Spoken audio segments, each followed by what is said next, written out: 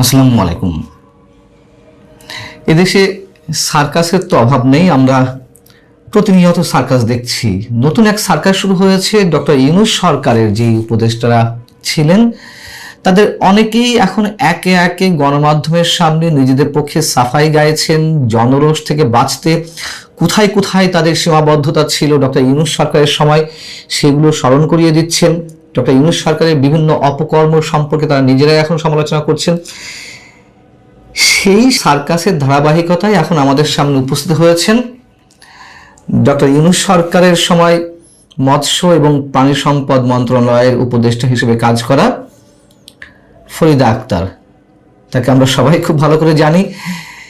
এই ভদ্রমহিলা এনসিপির ভাবগুরু, তাত্ত্বিক নেতা ফরহাদ মজহারের সহধর্মিণী।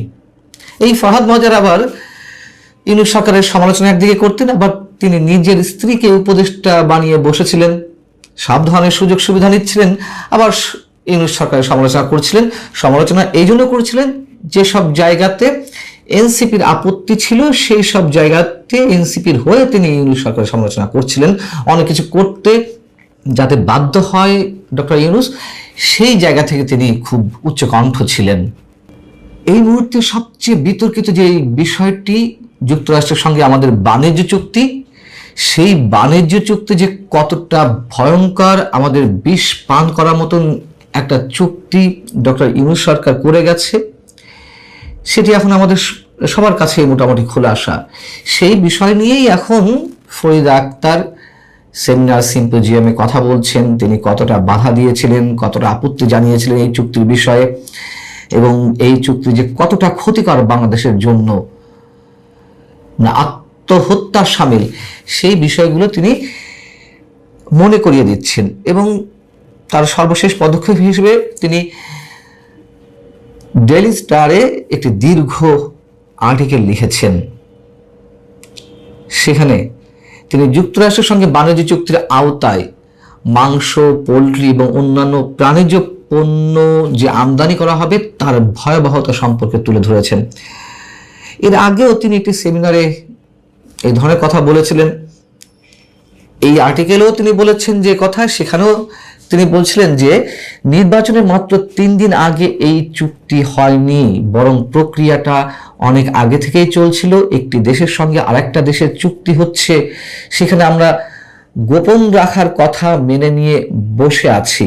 এমনকি সরকারের ভেতরেও সবাই সবটুকু জানতে পারবে না, এটা তো হতে পারে না। অর্থাৎ তিনি বলছেন যে তিনি যতটুকু জানতেন সে বিষয়ে তিনি প্রতিবাদ জানিয়েছিলেন, আপত্তি জানিয়েছিলেন, আবার অনেক কিছুই জানতেন না যা এখন আমাদের সামনে আসছে। তার বিষয়ে দু একটি কথা বলব পরে। তার আগে তিনি তার সেই দীর্ঘ আর্টিকেলে আরো কি কি বলছেন সেটি একটু ছোট আকারে বলি।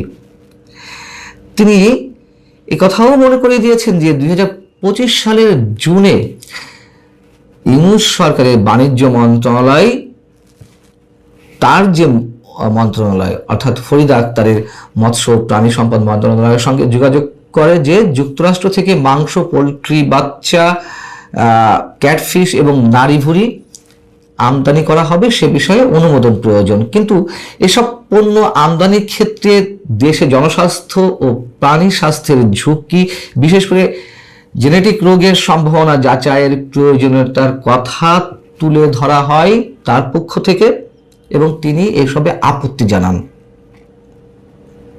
এবং যেই পণ্যগুলো আসবে তার টেস্টিং ব্যবস্থা বাংলাদেশে থাকবে না, সেটি উল্লেখ করে তিনি বলছেন যে যুক্তরাষ্ট্রে উচ্চমানের টেস্টিং ব্যবস্থা থাকলেও আমাদের দেশে সে দেশের পণ্য আসার আগে নিজস্ব পরীক্ষার ব্যবস্থা থাকতে হবে। কিন্তু আমরা দেখলাম চুক্তিতে এ ধরনের কোনো সুযোগ রাখা হয়নি, ওখানে যা আছে সেটাই মানতে হবে। এবং এই যে পণ্যগুলো যুক্তরাষ্ট্র থেকে আসবে সেগুলো স্রেফ ডাম্পিং ব্যবস্থা হিসেবে এগুলো আনা হচ্ছে বা যুক্তরাষ্ট্র পাঠাবে। তিনি যেটি খুলাসা করছেন যে যুক্তরাষ্ট্রের অতিরিক্ত উৎপাদিত মাংস বাংলাদেশে ডাম্পিং হওয়ার আশঙ্কা আছে। অর্থাৎ যে মাংসগুলো আসবে সেগুলো ওভার প্রোডাকশন, যুক্তরাষ্ট্রে যে অতিরিক্ত উৎপাদিত পণ্যগুলো মাংস সেগুলোই বাংলাদেশে আসবে এবং সেগুলো বিষ সমতুল্য।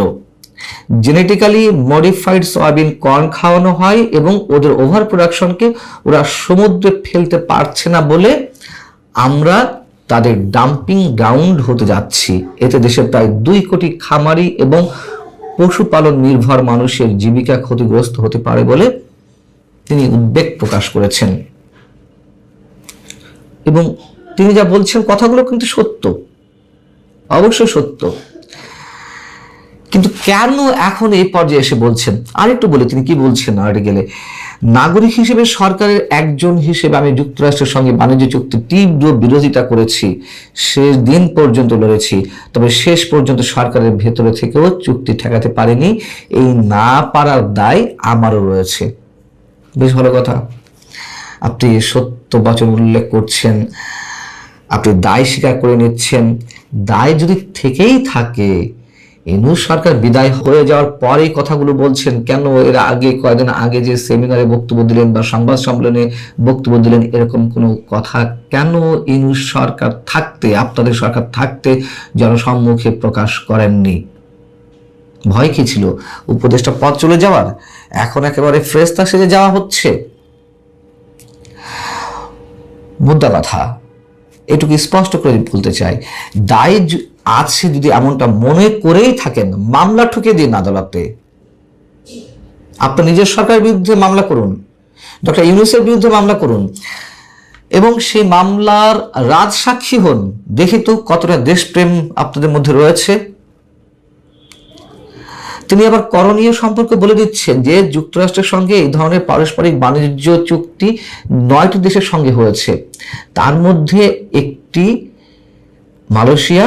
এই মালয়েশিয়া 2026 সালের 15 মার্চই তারা এই চুক্তি থেকে সরে আসে, চুক্তিকে অকার্যকর ঘোষণা করে। এই ঘটনা বাংলাদেশকে চুক্তিটি সম্পর্কে পুনর্মূল্যায়ন করতে অথবা মালয়েশিয়ার সিদ্ধান্ত অনুসরণ করতে সরকারকে উদ্বুদ্ধ করবে। আরে বাবা, সরকার কি করছে না করছে আমরা তো দেখছি। সেই সরকার মানে বর্তমান বিএনপি সরকার যাতে এই ধরনের চুক্তি বাস্তবায়নের পথটি অব্যাহত না রাখে তার জন্য উদ্যোগী হন, আরো উচ্চকণ্ঠ হন। কে মানা করেছে? পীর বাঁচাতে, জনরোষ থেকে পীর বাঁচাতে এখন বড় বড় কথা বলছেন। এর আগেও 2-1 উপদেষ্টা এরকম গণমাধ্যমের সামনে এসে বড় বড় কথা বলেছেন, আমাদের এই সীমাবদ্ধতা ছিল, আমাদের এই লিমিটেশনস ছিল, আমরা সব জায়গায় ঢুকতে পারিনি, কিচেন ক্যাবিনেট ছিল, আমাদের সঙ্গে পরামর্শ করা হয়নি, ইত্যাদি ইত্যাদি। এখন আপনার আবার পণ্ডিত তাত্ত্বিক ফরহাদ মজহারের সহধর্মিণী হয়ে আপনি সত্য বচন আমাদের সামনে তুলে ধরছেন, সরকারকে রিভিউ করতে বলছেন। সরকার কি করবে? অবশ্যই সেটি সরকার সিদ্ধান্ত নেবে। অবশ্যই সরকারের যে সিদ্ধান্ত আমরা এখনো পর্যন্ত দেখতে পাচ্ছি, আমরা অবশ্যই এগুলো মেনে নেওয়ার পক্ষে নই। কিন্তু একজন দায়িত্বশীল মানুষ হিসেবে সেই ডক্টর ইউনূস সরকারের যে প্রশাসন, একজন কর্তা ব্যক্তি হিসেবে আপনি সরকারের উপরে চাপ প্রয়োগ করুন, নিজের জায়গা থেকেই উদ্যোগী হন। আরো কত ধরনের চাপ প্রয়োগ করা যায়, শুধুমাত্র কথাবার্তা বললেই তো হবে না।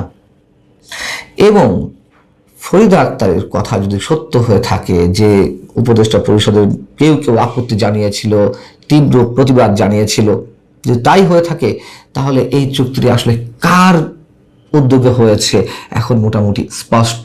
ডক্টর খলিলুর রহমান নিজে বলছেন যে এই চুক্তিতে গোপনীয়তা বলে কিছু নেই, আর ফরিদা আক্তার বলছেন এই চুক্তিতে যথেষ্ট গোপনীয়তা ছিল যেটি আমরা আগে জানতে পারিনি।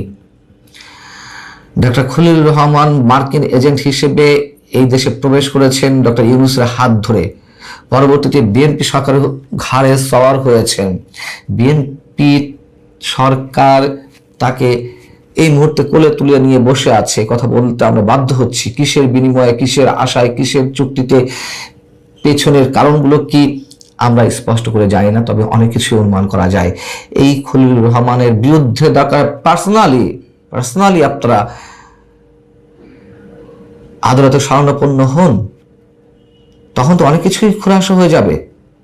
আর যদি রাজসাক্ষী হয়ে থাকেন, যদি বা হওয়ার ইচ্ছা কোনো ক্রমে থেকে থাকে, অবশ্যই আপনাদের অনেক অপকর্ম মানুষ ক্ষমাসুন্দর দৃষ্টিতে দেখবে।